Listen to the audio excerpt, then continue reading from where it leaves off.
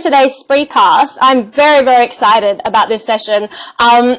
So we're going to be basically talking about American Sniper, and there's been a whole lot of debate that has been inspired by this film, and it's been controversial.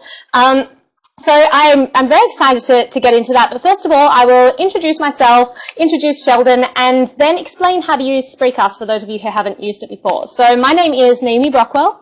I'm a producer at the Moving Picture Institute, and I also work with Liberty.me. I host the Live Academy at Learn Liberty. I work with a bunch of different free market organizations and think tanks, and very much involved in the freedom movement. And I am absolutely delighted to be here with Sheldon right now. He's just the most wonderful person, has so many credentials behind him. So I'll tell you a little bit about him. Sheldon Richman is Vice President of the Future Freedom Foundation. And those of you who don't know what the Future Freedom Foundation is, it's an organization that promotes an uncompromising case for libertarianism in the context of both foreign policy and domestic policy. So that is very much linked into what tonight's discussion is going to be about. It's a fantastic organization that advances freedom with a moral and economic case for individual liberty, free markets, private property, and limited government. So Sheldon was the editor of The Freeman. He's the author of many, many books. He's published in too many journals to mention and too many newspapers. And he is a senior editor at the Cato Institute and the Institute for Humane Studies. So I am absolutely delighted to have him here to, share his expertise with everyone. Can everyone hear me? Apparently my audio is a little bit choppy. If you want to go to the chat box, you can type in and let me know how it sounds to you. Anyone? Hi, Josh. Can everyone hear me okay? The audio is coming through fine? I'm going to presume it is. Sounds fine. Great. Thank you. Thank you. So how Spreecast works, I'm not sure who's used it before, whether this is your first time, but there are question boxes where you can submit questions. So I really encourage you to submit as many questions as possible, because we want this to be a really engaging forum. And I will field those questions to Sheldon as we go, and make sure that we make this a really interactive and in-depth discussion, because it's such a fantastic topic. So if everyone, and just mind the noise, I do live in New York City, so it is going to be a little bit noisy, lots of sirens in the background, you come to expect that. So yeah, let's dive straight into it. So Sheldon, you wrote an article that you published on Liberty.me that sparked a whole bunch of rebuttal and agreement and disagreement. Can you please just summarize briefly what your article was about and your viewpoint when it comes to tonight's topic, is the American Sniper a hero? I'd be happy to. Thank you very much for putting this on, arranging this. Very nice to work with you, Naomi. Yes, that article got quite a bit of comment, pro and con. I've heard from many people who were not too happy with what I wrote over Twitter and personal email and Facebook. And so I touched a nerve. And as I say in the piece, if Clint Eastwood's movie sparks a discussion of war and heroism in the context of war, then I think he's performed a real service for the American people, but also maybe the people of the world. I didn't do a movie review because I had not seen the movie. The point was not to do a movie review, so I didn't judge Clint Eastwood as a director or the movie as a cinematic work of art. I wanted to talk about the question of whether Chris Kyle was a hero, and you don't need to see the movie for that. And I argued in that he could not be construed as a hero. I saw many people just in black and white tones declaring him a hero and not wanting to hear any dissenting view on this. And I tried to lay out that given the context of the war in Iraq, which was a war of aggression by the United States against a country or a government that had not threatened the American people. In fact, was one time an ally. Saddam Hussein was an ally of the American government for years. So since they had never attacked the U.S., never threatened to attack the U.S., had nothing to do with 9/11, which a lot of people don't seem to know, judging by the emails I got, that you can't declare Chris Kyle a hero on the grounds that he was saving American military men and women's lives in Iraq. In other words, it's like they say in the law, the fruit of the poison tree is also poison. So anything that happens after a launched war of aggression by the United States, what happens in the country where the war is going on can't be construed as heroism, because he's saving people that should not have been there, that were in themselves aggressing against the Iraqis. Kyle didn't know who he was shooting. He was shooting, military-aged men, a very broad category. He called them savages, but many of those people were just defending their homes from an outside invading army. They were not Al-Qaeda for the most part. There was no Al-Qaeda in Iraq before the United States invaded and decapitated the government by overthrowing Saddam Hussein. So I think that gives you enough of an idea what the article was about. And I'd be happy to elaborate as we go along. Right. So, I mean, what were the main disagreements that people had in the comments? Because the comments, there were dozens and dozens of comments in both articles. You wrote 2 different articles. One of them was a follow-up to the first. So what were the main disagreements that people had about the article? Well, the second article was precipitated by a lot of the comment because there was a line toward the end of the article, the original article, which I didn't mention just now in my little summary, which if people read it will wonder why I left it out, why I left it out of my summary. I said I did not see an essential difference, and I put the word essential in there because I think it's important, between what Kyle did in Iraq and what Adam Lanza did at Sandy Hook Elementary School, which was, of course, that horrible school shooting of, 2 years ago or so, where this young man walked into elementary school and just mowed down children and some teachers. A terrible, terrible incident, obviously.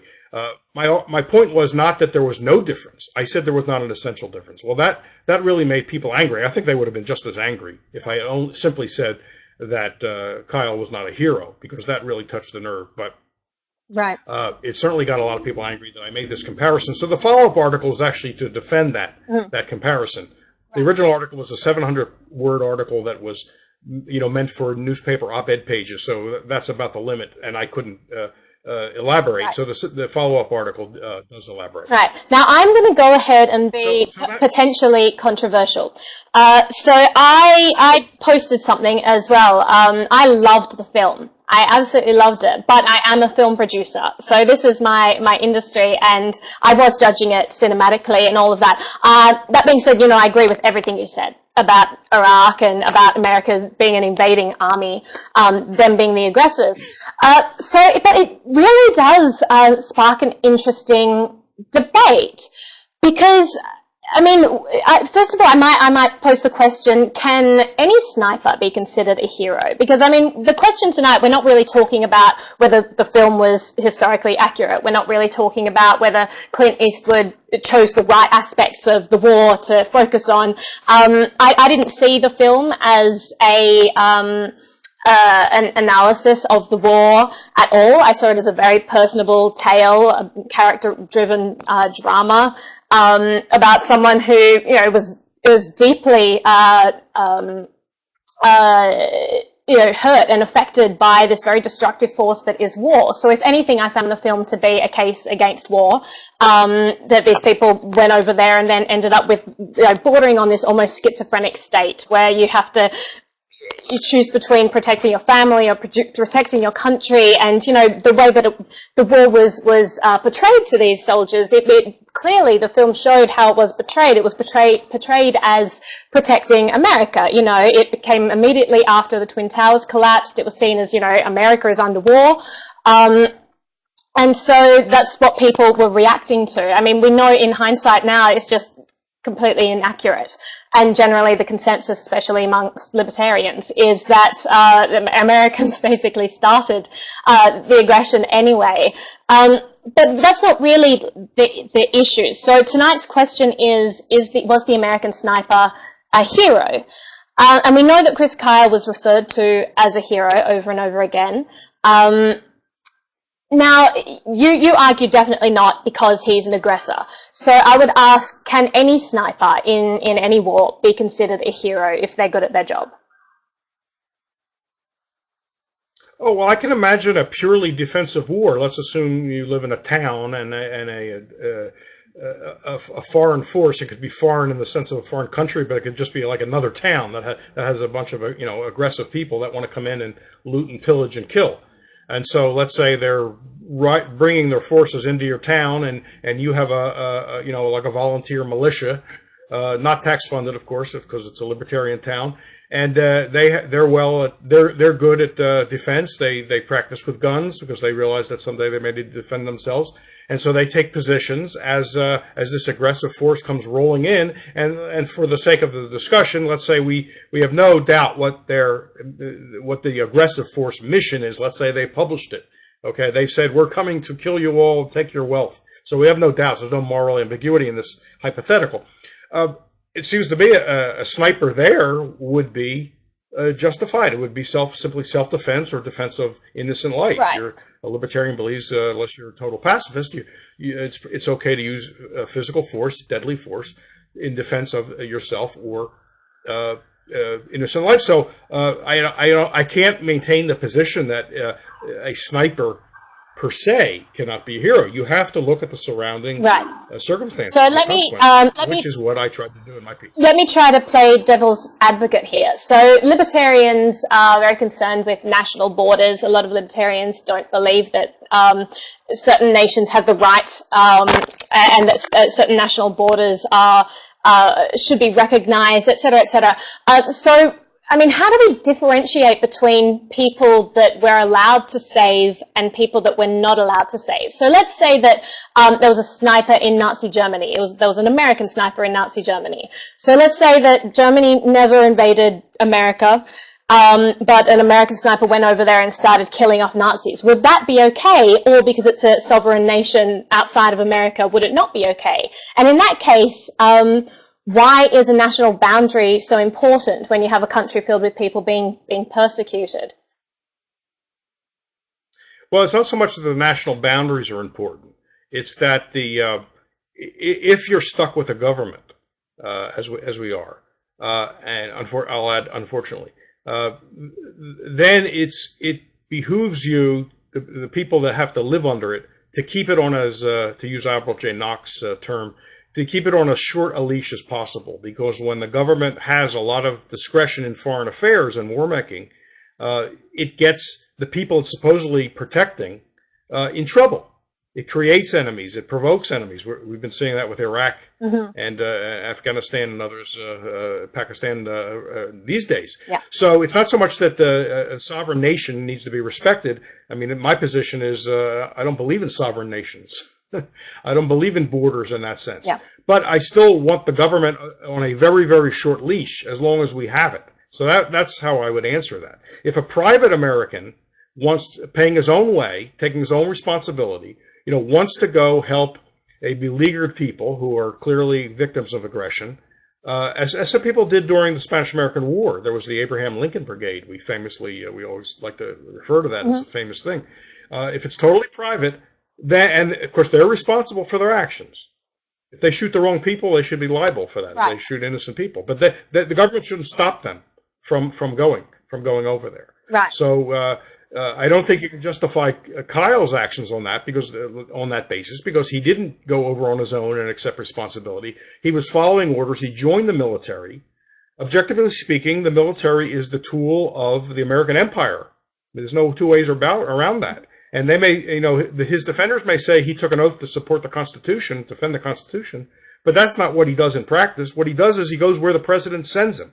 Right. And as one of his defenders on Fox News put it, he knew who the enemy was. The enemy were the ones. This is what Jeanine Pirro said. The enemy that he went to kill were the ones the government told him to go and kill. Right. That doesn't sound like a principled person who's going to avenge innocent life. Right. Well, I mean, by the way, I saw the movie. I did see the movie. I saw the movie this afternoon, and I am not a movie expert, so I didn't think it was a great movie. Oh, really? And I don't think I'm here being biased. I just didn't. It didn't grab me. It wasn't a fantastic movie. I think if it was completely fiction, I don't think it would be getting nearly the attention it's getting. Right. I mean, but there's one key moment. I just wanted to bring up something that you were just talking about when you're talking about people who are under orders going into other countries. So that was another point that people were bringing up when they were responding to your article. They were asking, if someone is just under orders, does it justify their actions? And if he went over there with the mindset of America is being attacked, Iraq, they are the aggressors. They shot down, they crashed planes into the Twin Towers, and I'm there retaliating and protecting my people. Do you think that there's a justified argument in that? Well, first of all, Iraq didn't knock down the. No, I mean that's irrelevant, because the story that the mainstream media definitely put out there was Iraq did this, now we're retaliating, this is our answer. So under that premise, Chris Kyle. I was reading challenges to that claim, so he was capable of reading challenges to that claim had he been curious. Apparently, he was not curious about that. Well, I mean, that seems like an unfair argument. So I'm from Australia, as you can tell. I don't have an American accent. And, when all of that happened, there was absolutely no doubt, all over the mainstream media, it was Iraq that did it.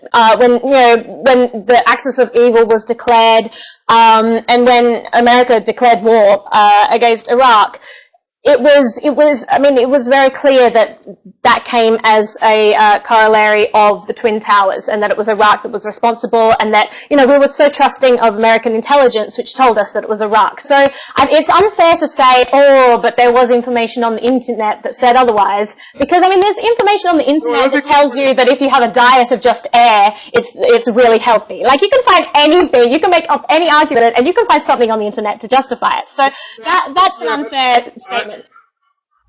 I don't think so. Let me defend it. Okay. Let me defend it. First of all, Bush and Cheney did not prominently, their main argument for going to war in Iraq was not 9/11. They mainly made it about the WMD and Saddam Hussein's alleged lack of cooperation with UN inspectors. They only left the impression that 9/11, that Saddam Hussein was involved in 9/11. They didn't say, here's why we're going to war, they were involved in 9/11. By then, everybody knew that most of the hijackers were Saudis. Mm-hmm. I think the balance, there was a couple of Egyptians, and maybe there was one or two others. Nobody from Iraq. So they were not saying forthright, up front, here's why we're going to a war, 9/11. They said, WMD, he's got WMD, there's going to be mushroom clouds, blah, blah, blah. Al-Qaeda was not in Iraq at the time, and no one claimed it was. So I don't think it was quite that obscure. And I'm not asking that Kyle go, look at obscure websites to find out the truth. He just, let himself believe that they were involved in 9/11. There's a key, the other thing that people raised against me was that, you raised the point of, and as they did, about following orders. Mm. It's funny that most of my critics who said this, or all my critics, said this without any hint of irony. That defense was not accepted at Nuremberg after World War II. And it's laughed at, right? If a German on a TV show says, I'm only following orders, right, that's meant to be a laugh line because nobody buys that. Right. And yet we buy it in the case of America. Well, it's certainly true that so what about, this Kyle did not make the policy. So what about, let's say that you live in North Korea. And again, just playing devil's advocate. I'm completely on board with you. But let's say you're in North Korea and your entire life you've been led to believe that Americans are the scum of the earth and that they bombed North Korea and that they destroyed it and it's because of them that there's hunger. And let's say that then they invent this scenario and say, oh, well, it is probably Americans who did this other nasty thing. Let's go and attack them so that they can't keep doing it. Now, would a person in North Korea be held responsible for being an aggressor and starting an attack against someone in America? Yes, and here's why. One of the founders of the modern libertarian movement, Leonard Read, mm-hmm, who founded the Foundation for Economic Education, where I worked for 15 years, wrote a moving essay during the Korean War. He wrote it during the Korean War. It was republished in the 80s, I believe, by Fee, called "Conscience on the Battlefield." And it's a conversation between an American GI in Korea who's lying on on the ground dying, and his conscience is speaking to him. And the soldier is saying, I was following orders. It was a good cause. The government sent me here. Basically saying, I'm not responsible for the people I killed. And the conscience is saying, no, you're wrong. You're always responsible for your actions. And when you meet your maker, you're going to have to own up to it and be accountable. You can't claim, no, I was sent here by somebody else. And I think that's true. So that would be true of the North Korean as well. He shot innocent people. I mean, it's an interesting situation, though, if you take it down to the level of just the individual. Let's say that there was no government at all. Let's say that there's some kamikaze pilot in North Korea who goes out on his own and says, listen, the government doesn't seem to be doing anything. They're not stopping these awful Americans who are creating mass starvation in our country. I'm going to take it upon myself and I'm going to go and bomb them as an individual. Would that person who his entire life has been brainwashed and had no freedom of information, should he be held accountable if in his mind, he thought that he was correct because of the information that he was available to him? Well, okay, so the hypothetical, of course, is very extreme, right? You're saying he's in a totally controlled society where he can have no access. But of course, I'm not, whatever answer I give, I'm not sure how it applies to Chris Kyle. Either answer. You're trying to make it so he has zero information from any source but the official source, and he's only getting lies from the official source. Interested.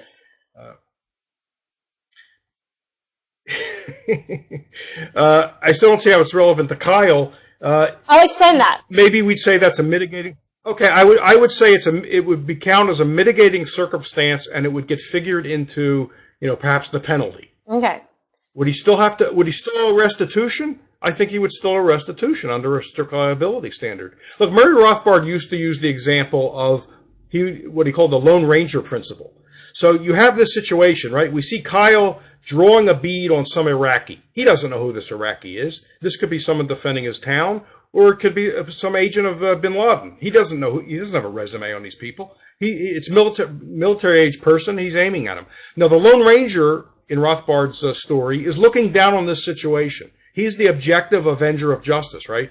He's just watching the situation, and but he knows who's the aggressor and who's not. So who will he shoot down or interfere with while Kyle is aiming at an Iraqi kid or an Iraqi woman or just an Iraqi guy, on the street, even if he's holding a grenade with an invading army?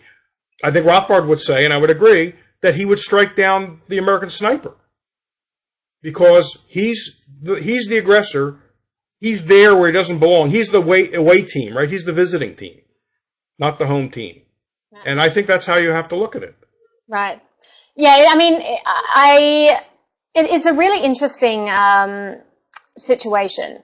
And it's also very interesting that a lot of my friends were very upset when bin Laden was captured as well, because America went into a sovereign nation and shot someone on someone else's soil, and they thought that was just not on, because it's an aggressor, as you said, someone going into a different country. But it does bring up some interesting issues. So the reason I made that very obscure, very unfair hypothetical, if you're in a position where you're not a libertarian and the information you've been given your whole life is that the government the government is a good thing. The government has authority and moral authority. They're looking out for your best interests. I mean, this is indoctrinated into all of us. I know, MPI has a great film called Indoctrinate You. Basically looks at the schooling system. And I mean, libertarians are looking at this from a very different perspective. Most of us are very well read in all kinds of, economics and political philosophy. But for the average person, I mean, it's taken as a given that the government is giving you accurate information, the government is looking out for your best interests and all of that. So, someone coming from Chris Kyle's perspective, where he doesn't see that it's bad for a government to act on the people's behalf. You know, a libertarian, as you said rightly, if an individual were to go and do that, it would be okay because the responsibility would rest on them. But for a government to do that, it's not. And I'm completely on board with that. For someone who's yet to be enlightened about that idea, and they're coming from a very different standpoint. So I do see how people who commented to your argument, I do see where their vitriol is coming from, even though I don't necessarily agree with it. Because Chris Kyle is probably coming from a place where he thought what he was doing was right. He trusts his government. The government says, go do this thing. And he has this, you know, ingrained belief that there must be something substantial backing that up. I mean, like, I remember when WikiLeaks first came out, and there was this divide between people who said, listen, WikiLeaks is awful because there are some things that the public shouldn't know. And other people were saying, no, transparency is very good. What is the government trying to cover up? So I know that a lot of people were under the impression, and that's changing now, the tide's changing, but people were under the impression more and more back in the day that the government had access to all of this information that we didn't know, so we should trust them because they're in a better position to judge whether something is right or not. So it's just an interesting situation. Well, let me mention something here. I'll call a very unlikely witness to defend my case. Taya Kyle. Okay. Chris Kyle's wife. You know, there's a key moment, and I think it may be the key moment in the movie that I've never seen anybody mention, including libertarians. And I've talked to people and I've read stuff. There's a key moment where I think he's getting ready to go back on his third tour, possibly the fourth, but third tour. And she says, why? Mm-hmm. Right? He's got one kid. I think there's another on the way. He's been home very little in the preceding couple of years. She says, why are you going back? And he says, I'm doing it for you. And by you, I take that she's sort of a microcosm for America. Right. Not just for her personally. She said, you know what she says? You'll remember, you saw the movie. She says, no, you're not. Now, there's an average woman who probably didn't have a lot of skepticism toward her government. But she could see that he was not defending her and therefore the country. He had some other personal issues that he wanted to be there rather than here. You know, it's like a person who says, look, I don't have time to work on my family. I have important things to do. I got to go fix Iraq. Yeah. You know, when somebody says something like that, and he was saying that with his actions, you get suspicious. Yeah. Because he's not going to fix Iraq. No matter how many people he kills, he's not fixing Iraq. But look, what's he leaving behind? And she saw through it. And I think that's very, very significant. Yeah. It doesn't take a libertarian who's reading all kinds of websites to figure out what's going on. She saw right through it. Yeah, no, and nobody's talked about that. I'm very surprised. Well, that's actually why I love the film. So that's, I mean, sort of going on a bit of a tangent here.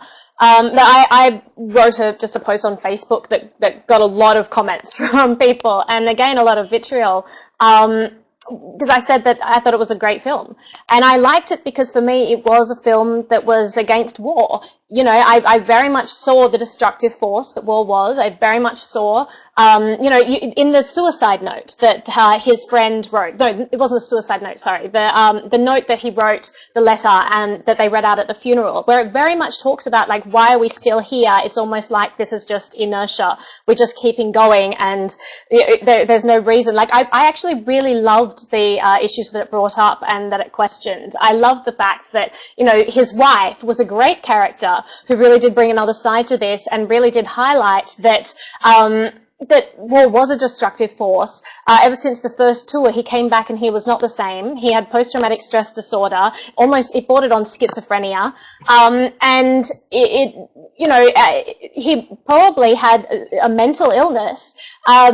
That made his perception of the situation so warped that he somehow thought that the right thing to do was to go back to Iraq, when clearly, as you rightly said, the wife saw things a lot more clearly and said, whatever reasons you're creating, it's not factually accurate. That's not the reality. The reality is you're doing this for other reasons. So, I mean, I really liked the film because I thought that it explored those issues well. Now, so, I mean, we've got a couple of questions here now that I'd love to ask you. So what is your take on preventative wars? For instance, if a country was threatening to acquire and use nuclear weapons?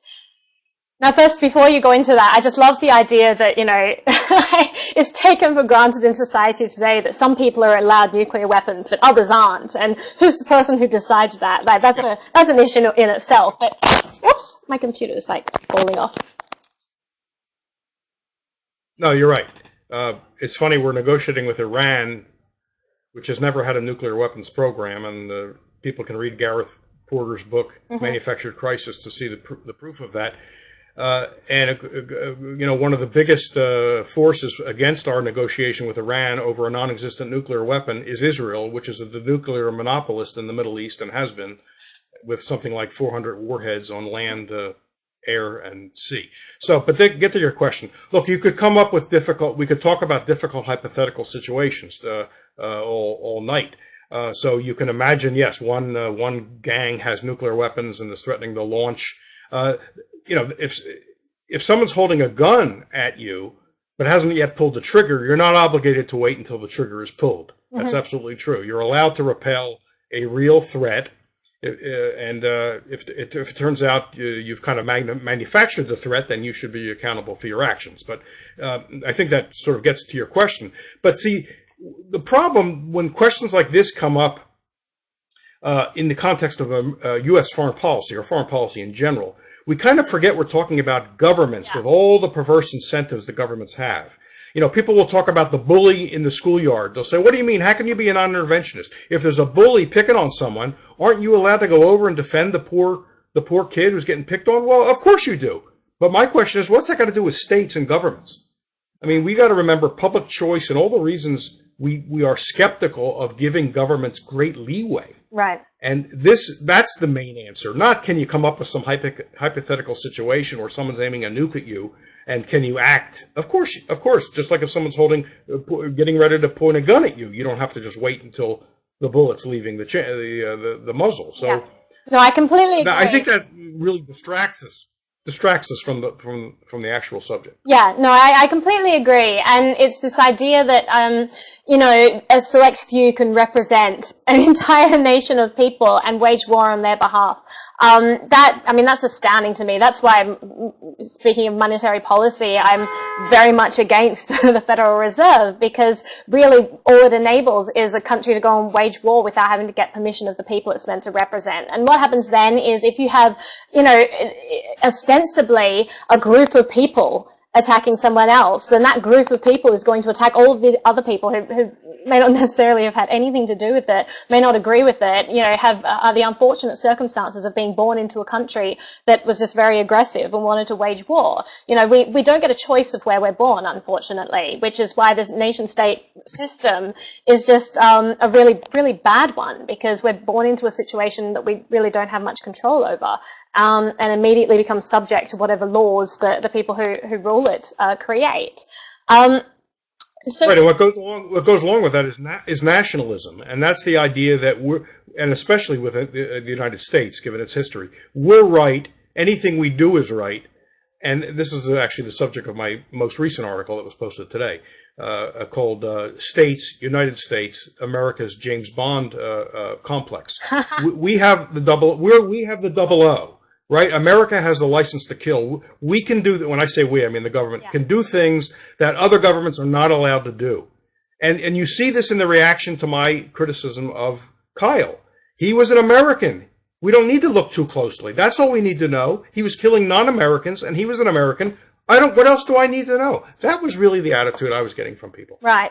Yeah, no, definitely. Someone, Ted Harks, has asked, what is your definition of a hero? That's a great question. I guess I know it when I see it, and I know I'm not looking at one when I'm not looking at one.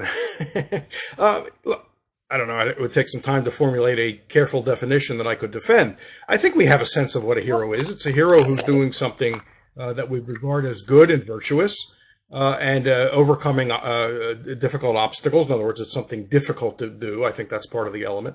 But it's also something we regard as virtuous and moral. Yeah. I have a definition here for you. It's not just bravery. You can be brave and courageous, or certainly brave, in the commission of heinous crimes, right? You could be undertaking great risks. You could be killed.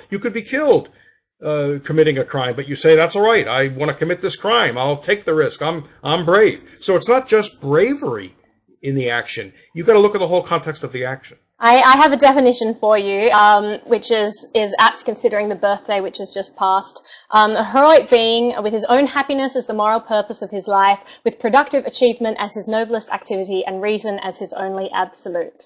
I love that quote.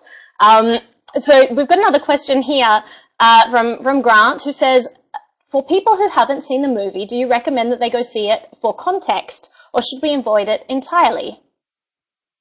I think your answer is definitely going to be different. Oh, no, I wouldn't tell people to avoid it. Like I said, I wasn't blown away by it in terms of it being a movie. If it was pure fiction, so we didn't have these controversies, right. Let's say they made up the names of countries and everything's made up. A lot of it is made up because, as we know, Kyle was not actually loyal, exactly loyal to the truth. We know that. He's been caught in many lies. And so it's hard to know what to believe. And then, of course, Eastwood was making a movie, so he obviously massaged things.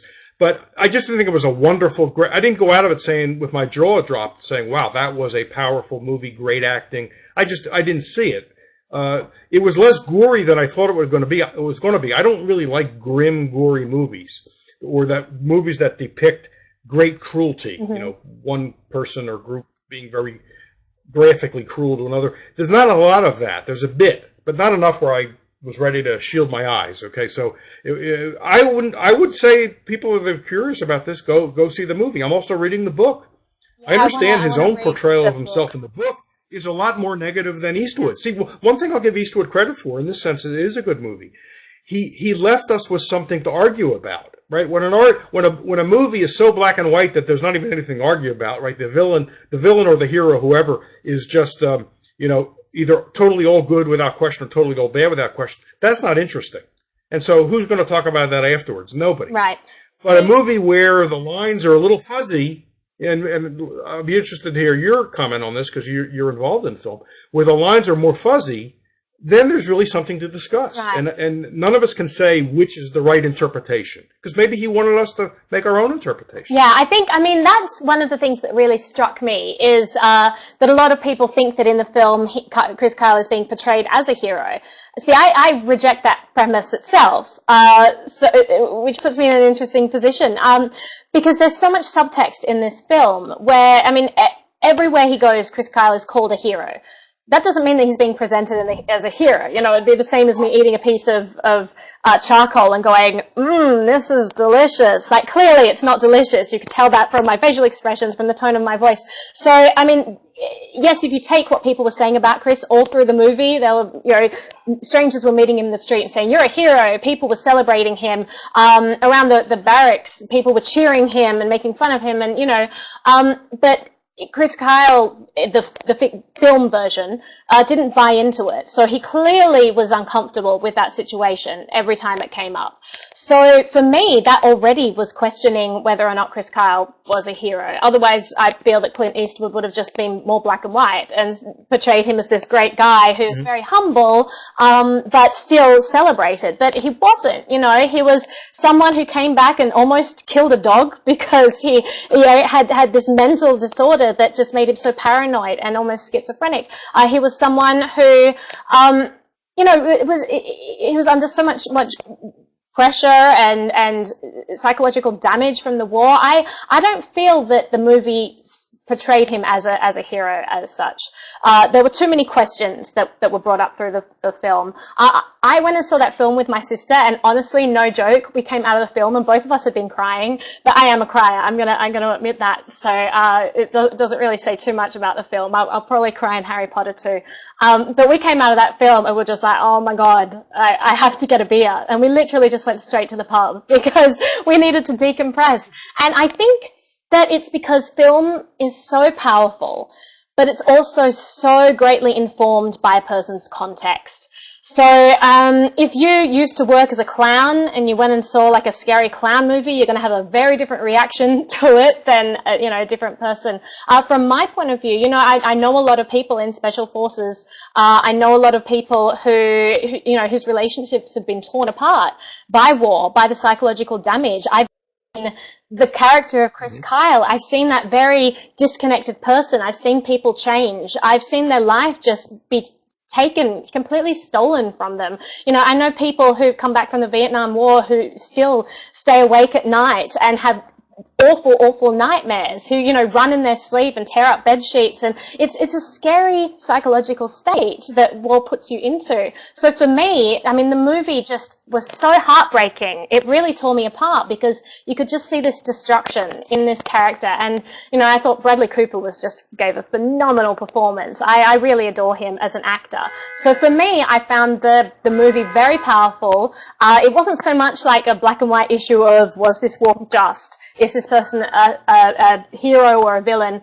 For me, the movie was just a really great in-depth character study of a person, could have been any person, who went away to war and came back destroyed. That's what the film represented for me. And I did mention that in my comment, the comment that I wrote, that for me, you know, I feel that people wouldn't have had such a strong response, exactly as you just said, Sheldon, if it was set, you know, on another planet. If it was a sci-fi action movie, people probably wouldn't be asking these questions. But because it does portray itself as non-fiction, people have a right to be a bit more critical of it, because you're dealing with compounding factors. And it's hard to know. It's hard to know what's true and what's not true. First of all, we know that Kyle was a massive self-promoter. He made up incidents about his life, right? That he decked, what's his name, Jesse Ventura in a bar. We know that didn't happen. Ventura won a defamation suit against his estate. He was dead by then, Kyle. He made up a story that the police or the military, the government, sent him to during Katrina to go on top of the Superdome and shoot looters. A lie. Zero evidence for this. No other. He claims he shot 2 carjackers. And called the police and waited for the police to come. Zero evidence for this. Yeah. The guy made stuff up. We know it. He's been caught in lies. His family, and I guess when he was still alive, claimed all the profits from the book were going to vets organizations. The National Review debunked that. They've made millions of dollars and only given, you know, tens of thousands to this group. And I'm not saying how much they should have kept. Let them keep all the money, but don't lie about it. They didn't give $6 million. The book proceeds to charity. Right. So he's a self-promoter. A good friend of mine who has read the book and seen the movie, and a very intelligent guy, says that the Chris Kyle portrayed in the movie is much more sympathetic than the Chris Kyle in the book. Oh, definitely. Which is very interesting, right? Because the book doesn't have Clint Eastwood as a mediator. Yeah. The book is Kyle talking to 2 authors. Now, I don't know how much the authors added.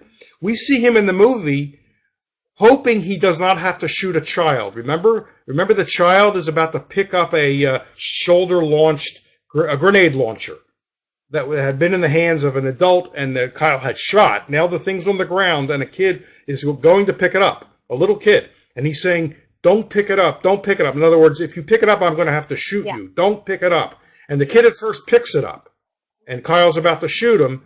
The kid then drops the thing and goes away, and he's relieved. In fact, he seems to cry. Yeah, well, I don't know if that ever happened.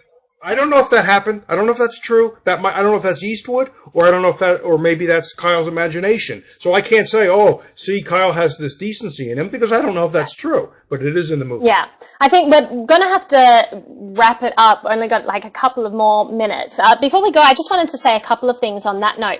So one of the questions here, is, you know, not to justify Kyle's actions or redeem him in any way, but should a man be considered a victim of the state? And I did think that too. I mean, the state really is this awful institution, and situations like this war really portrays how such awful institutions can make good people, otherwise good people, do really bad things. That should really shed some light on how bad governments are when they can conscript people, when they can turn them into killers.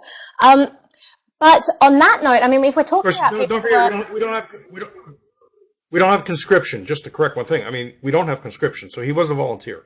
Right, no, but I'm talking in general. Governments do use conscription to send people to war, so that reflects that the institution of government is not a good machine if it can do that to people. So my question, my point would be, if people can be somewhat victim of the state in this respect, It was not really a question. I mean, I sort of want to draw people's attention to the fact that 8 million people, ex-army people, ex-officers, personnel, they kill themselves every year. I mean, that's tragic. That is more people than have died in all of Iraq and all of Afghanistan and all of these wars put together. They kill themselves every year, 8 million every year. That, I mean, that for me is horrifying. And that's sort of why the film had such an emotional impact on me, because you really see a story of a soldier that goes to do something and they think that it's right. I don't know whether it's because of context and we portray war as this glorious thing still, or not, and people want to go and fight in them, or they create whatever justifications necessary. But the fact is, people go off to war and their lives are completely destroyed, and then they end up, not being able to live with themselves. So that is definitely something to keep in mind when we are talking about officers and whether or not, I know we talk a lot about individual responsibility and these people are bad, and we need to recognize that if they're going off and being aggressors in other countries.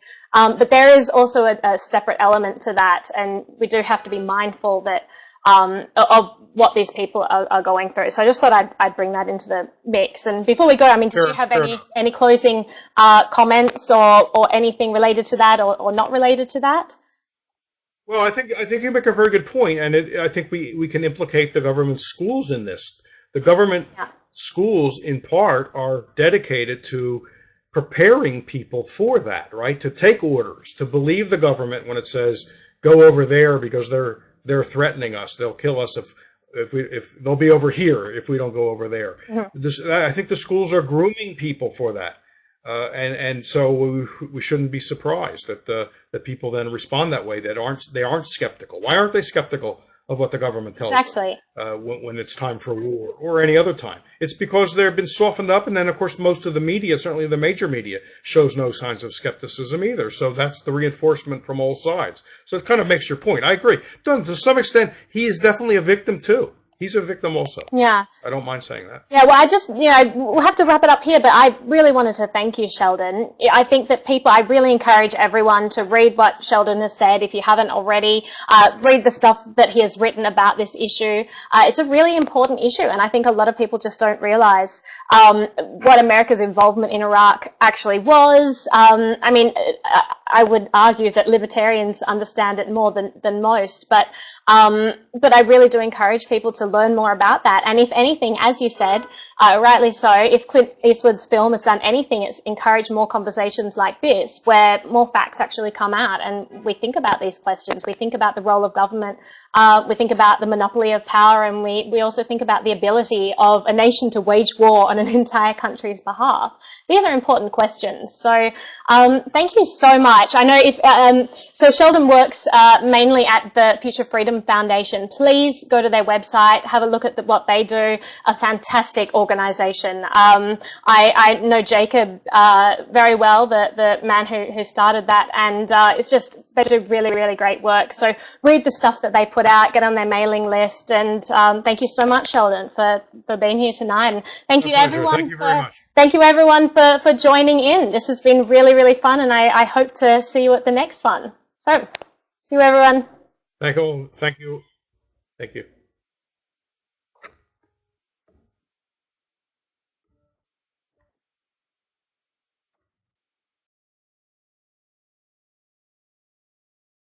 Today's Spreecast. I'm very, very excited about this session. So we're going to be basically talking about American Sniper, and there's been a whole lot of debate that has been inspired by this film, and it's been controversial. So I'm very excited to get into that, but first of all, I will introduce myself, introduce Sheldon, and then explain how to use Spreecast for those of you who haven't used it before. So my name is Naomi Brockwell. I'm a producer at the Moving Picture Institute, and I also work with Liberty.me. I host the Live Academy at Learn Liberty. I work with a bunch of different free market organizations and think tanks, and very much involved in the freedom movement. And I am absolutely delighted to be here with Sheldon right now. He's just the most wonderful person, has so many credentials behind him. So I'll tell you a little bit about him. Sheldon Richman is Vice President of the Future Freedom Foundation, and those of you who don't know what the Future Freedom Foundation is, it's an organization that promotes an uncompromising case for libertarianism in the context of both foreign policy and domestic policy. So that is very much linked into what tonight's discussion is going to be about. It's a fantastic organization that advances freedom with a moral and economic case for individual liberty, free markets, private property, and limited government. So Sheldon was the editor of The Freeman. He's the author of many, many books. He's published in too many journals to mention and too many newspapers. And he is a senior editor at the Cato Institute and the Institute for Humane Studies. So I am absolutely delighted to have him here to, share his expertise with everyone. Can everyone hear me? Apparently my audio is a little bit choppy. If you want to go to the chat box, you can type in and let me know how it sounds to you. Anyone? Hi, Josh. Can everyone hear me okay? The audio is coming through fine? I'm going to presume it is. Sounds fine. Great. Thank you. Thank you. So how Spreecast works, I'm not sure who's used it before, whether this is your first time, but there are question boxes where you can submit questions. So I really encourage you to submit as many questions as possible because we want this to be a really engaging forum. And I will field those questions to Sheldon as we go and make sure that we make this a really interactive and in-depth discussion because it's such a fantastic topic. So if everyone, and just mind the noise, I do live in New York City, so it is going to be a little bit noisy, lots of sirens in the background, you come to expect that. So yeah, let's dive straight into it. So Sheldon, you wrote an article that you published on liberty.me that sparked a whole bunch of rebuttal and agreement and disagreement. Can you please just summarize briefly what your article was about and your viewpoint when it comes to tonight's topic, is the American sniper a hero? I'd be happy to. Thank you very much for putting this on, arranging this. Very nice to work with you, Naomi. Yes, that article got quite a bit of comment, pro and con. I've heard from many people who were not too happy with what I wrote over Twitter and personal email and Facebook. And so I touched a nerve. And as I say in the piece, if Clint Eastwood's movie sparks a discussion of war and heroism in the context of war, then I think he's performed a real service for the American people, but also maybe the people of the world. I didn't do a movie review because I had not seen the movie. The point was not to do a movie review, so I didn't judge Clint Eastwood as a director or the movie as a cinematic work of art. I wanted to talk about the question of whether Chris Kyle was a hero, and you don't need to see the movie for that. And I argued in that he could not be construed as a hero. I saw many people just in black and white tones declaring him a hero and not wanting to hear any dissenting view on this. And I tried to lay out that given the context of the war in Iraq, which was a war of aggression by the United States against a country or a government that had not threatened the American people. In fact, was one time an ally. Saddam Hussein was an ally of the American government for years. So since they had never attacked the U.S., never threatened to attack the U.S., had nothing to do with 9/11, which a lot of people don't seem to know, judging by the emails I got, that you can't declare Chris Kyle a hero on the grounds that he was saving American military men and women's lives in Iraq. In other words, it's like they say in the law, the fruit of the poison tree is also poison. So anything that happens after a launched war of aggression by the United States, what happens in the country where the war is going on can't be construed as heroism because he's saving people that should not have been there, that were in themselves aggressing against the Iraqis. Kyle didn't know who he was shooting. He was shooting, military-aged men, a very broad category.